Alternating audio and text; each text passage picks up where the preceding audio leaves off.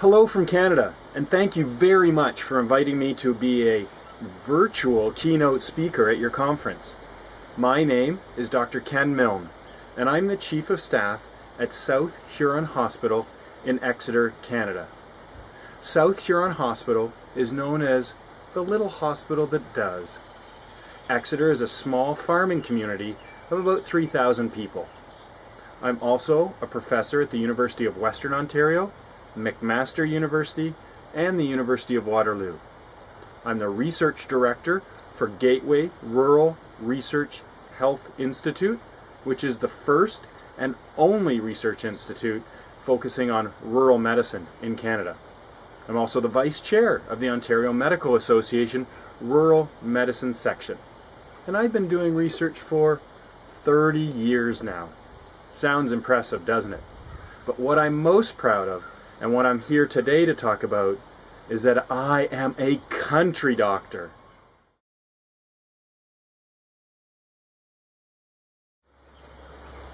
I had the pleasure of presenting at this conference in person a couple of years ago. It was on evidence-based medicine and rural academic centers of excellence, or rural ACEs. Australia is a beautiful country. It would have been great to visit again. However, due to scheduling difficulties, on my end, I wasn't able to attend in person. However, it kind of fits, because I'm going to be giving a talk on social media and country medicine. So having a vodcast or video podcast for a presentation with a Twitter Q&A seems perfect. There was a famous Canadian named Marshall McLuhan who said, quote, "The medium is the message," end of quote.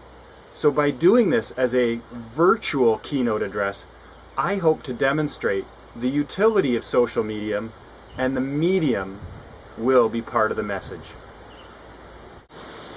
An important thing I learned when visiting your country was the need to acknowledge the traditional owners of the land.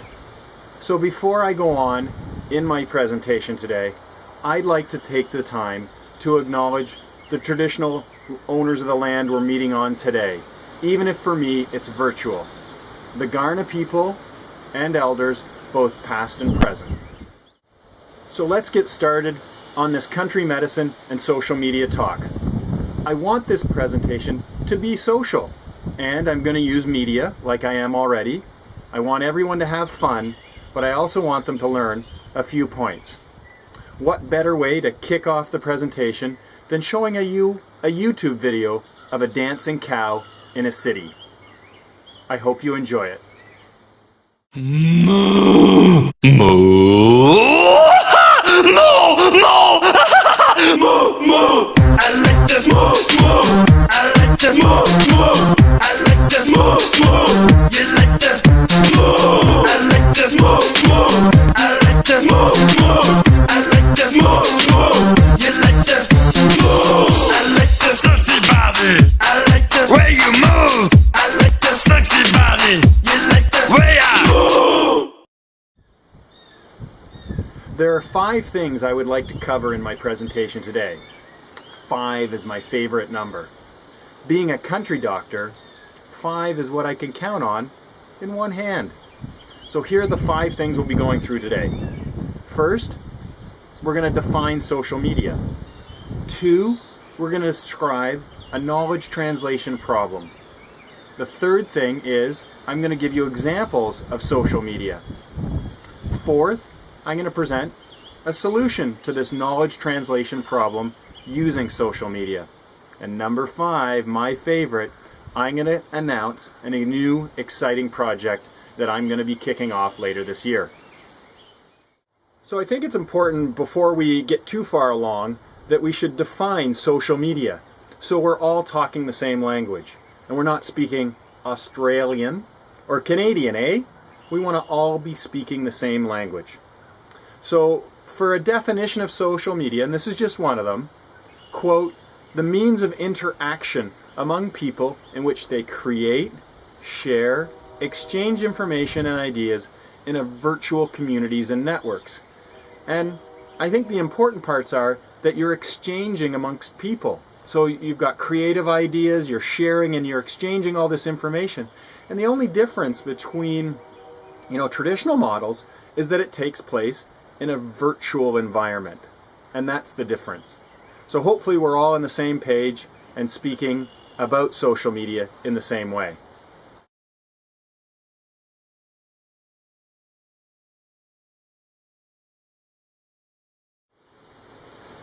It has been estimated that it can take 6 to 13 years for high-quality, clinically relevant medical information from the best evidence to reach the patient's bedside. The average is about 10 years. Now, there are many reasons why this is thought to happen. There was a doctor called Pathman who published the leaky pipe model to explain why it takes so long. He described 7 A's. A, aware. Are people aware of the information? A, accept. Are you able to accept that information as being correct? A, are you able to apply it? A, are you able to act on it? A, are you able to agree to it? A, are you able to adhere to it? With all these A's, I think Pathman must have been a Canadian, eh? In the age of the internet, I think it's just crazy that it takes 10 years for high quality, clinically relevant information to trickle down from on high all the way down to reach the patient's bedside. I know that you're interested in providing the best possible care, or you wouldn't be attending this great conference. Well, if you want to practice the best possible care, you need to cut that knowledge translation window from 10 years down to 1 year. And I hope to show you that with social media, you're able to do that. Because the typical way it happens is word of mouth, going to conferences, getting published in medical journals, and we know that that model does take about 10 years. So let's see if we can cut that KT window down to 1 year. Social media is turning med ed, or medical education, on its head. The top-down didactic method of the 19th century, with an older man, the no hairs and the gray hairs, in a white lab coat, standing in front of a lecture hall, unlike me today, delivering the information to an audience, is over. It was replaced in the 20th century with small group, problem-based learning styles. But medical education is entering a new phase of social media. So rather than that trickle-down KT method, that knowledge translation method, that KT method, rather than that trickle-down, top-down model, social media is flattening things. And in fact, the information is bubbling up. And in the process, the medium is becoming the message. There's an emergency doctor who's been doing medical education for years named Dr. Joe Lex. And if you want to cut the KT window down to 1 year, here is what Joe Lex said in a quote. If you want to know how we practice medicine 5 years ago, go read a textbook. If you want to know how we practice medicine 2 years ago, read a journal. If you want to know how we practice medicine last year, go to a good conference like this one. But if you want to know how we practice medicine now and in the future, use social media. So let's talk about some of the specific aspects of social media. And I'm going to start with Twitter. I'm out here in a rural environment, a country environment, and I don't know if the audio is picking it up right now, but I've got lots of birds tweeting around. So Twitter is a social network service. It was started in 2006, and it's a microblogging site. And microblogging means little blogging, because it only has 140 characters. You can only type 140 characters into your message. And I think that's perfect for busy rural physicians, because you don't have a lot of time.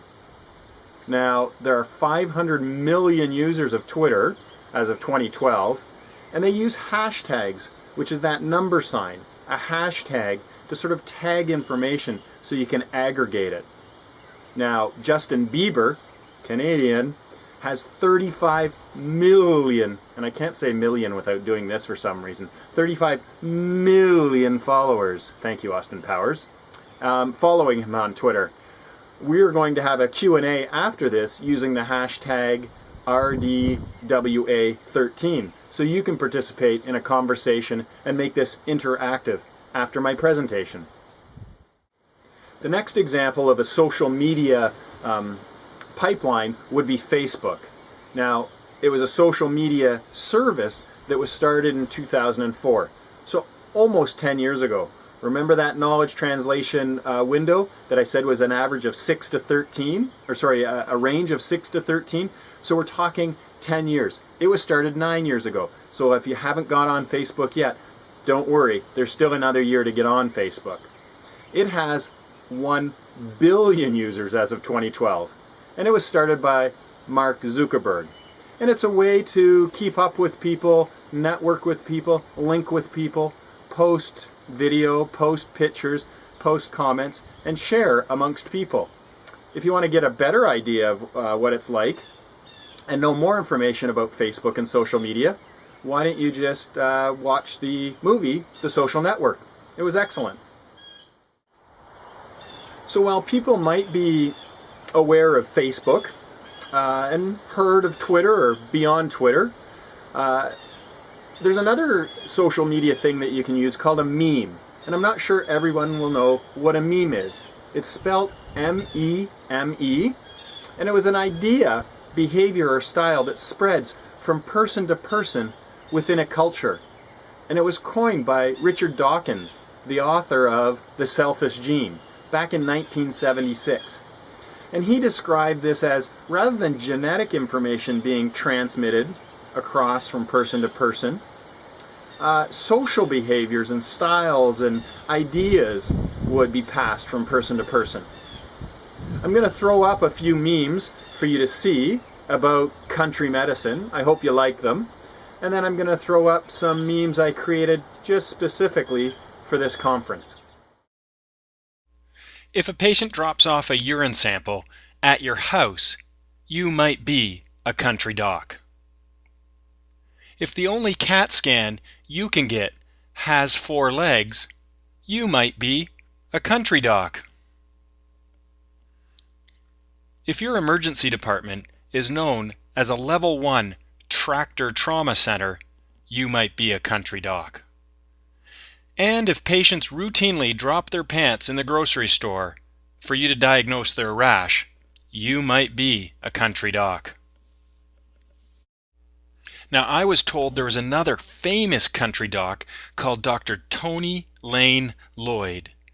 And I was tweeted that if Crocodile Dundee was a doc, he would be like Tony. Tony won the Rural Doc of the Year award, but I've also been told that Tony is skeptical. Well, Tony, you are now a rural meme. Country docs rock. Okay, so we've covered Twitter, Facebook, and memes. Now I'd like to talk about podcasting. Podcasting is a type of digital media consisting of episodic series of audio, radio, video, PDFs, or EPUB files, and you subscribe to these and download them through a subscription service like iTunes. And the nice thing about podcasts is that you can download it onto your smartphone and carry it with you, so you can listen or watch the latest, greatest update in the medical field, or you can look at other things. But what I really like about podcasts is that I'm often traveling from site to site, doing calls, and I can turn my car into a classroom and listen to things and set up my education needs on my time frame. One last social media tool I'd like to mention are YouTube videos. Now, there are many other social media tools out there, but I wanted to just cover a few of them to get you started. So YouTube is a video sharing device, and it was started in 2005. So we've got 8 years, so you got 2 years left. It was created by 2 PayPal employees, and it was a way to upload, view, and share videos among people. And I will send you one of the videos I've made on YouTube on a link to my website. We've used it at our hospital for a number of reasons. We've used it to send information to the public. So we did a flu shot campaign and we tried to dispel the myths of the flu shot. So we used it for public information. We used it for more specific patient or disease-oriented stuff. And we also have used it for teaching for students. And so I think that YouTube is an excellent way to reach other country doctors with your information and the great things that you're doing. So I have started my presentation with a definition of social media. I've explained that there is a problem with knowledge translation and dissemination, that it can take up to 10 years on average for high quality, clinically relevant medical information to reach the frontline worker and therefore the patient's bedside to get the best possible care. And I've given you a number of examples of social media tools. What I'd like to do now is to show you or talk about a solution to this knowledge translation window of 10 years. And that's a project I started this last year called The Skeptic's Guide to Emergency Medicine. Meet 'em, greet 'em, treat 'em, and street 'em. It's a knowledge translation dissemination project. Now Australia has a strong skeptical movement, so I've got a soft spot for the Australian skeptics. And you know, when I started in evidence-based medicine, I was skeptical about how I would apply it to my rural reality. As I became more mature, and a more mature critical thinker, I discovered that EBM, or evidence-based medicine, means the judicious use of the evidence, given the clinical setting. And what I mean by clinical setting is that the patients have priorities, and the physicians bring their experience together. And then you add the evidence into that, and it's where those three Venn diagrams overlap that you get the best evidence, and you get the best possible care. And so this Skeptic's Guide that I created, the Skeptic's Guide to Emergency Medicine, has really taken off, and it's really reaching a global audience. It was started in the fall of 2012, and as of today, I have close to 800 people registered to the blog and downloading the podcasts. I've recorded 37 shows, so it's a weekly podcast, and there's 500 followers on Twitter. And it's just been a great way to reach a large audience and exchange information. The Skeptic's Guide to Emergency Medicine is part of a larger social media medical education initiative called FOAM. And FOAM stands for Free Open Access to Medical Education, sometimes referred to as FOAMED. And it was started in the United Kingdom over a couple of beers last year. I think that's where they got the term foam. Anyways, they obviously had some inspiration. And it's spread globally with a really, really strong foam community in Australia, Canada, and the United States. So I've covered 4 of my 5 points. The last point, after I offered you a solution, or at least an example of a solution of how social media could be used to address the problem of a KT window being 10 years, with the Skeptic's Guide, I said that there would be 5 things. And it's the 5th thing that I'm really excited about. I'm going to share it with you, as long as you don't tell anybody, okay? I am working on a new project just for country doctors. Yes, just for rural physicians. I'm going to use the successful template of the Skeptic's Guide to Emergency Medicine and apply it to the unique and special situation rural physicians find themselves working in every day. I'm naming this project Just Out of the Gate, or JOG, and it's being done with the Gateway Rural Health Research Institute. It too will be a knowledge translation dissemination project like the Skeptic's Guide, and it's going to use social media to deliver a reliable, unbiased source of clinically relevant, patient-centered, evidence-based medicine for free to country physicians. JOG is perfectly suited for busy country docs who traditionally have barriers to continuing medical education and opportunities to access the latest evidence-based literature. So there you go. You've got my 5 things about country medicine and social media. We've defined social media. We've talked about the knowledge translation problem. I've given you examples of social media and the tools that can be used. I've given you one example of a solution called the Skeptic's Guide to Emergency Medicine. And shh, I've told you about JOG. It's not going to be launched until the fall.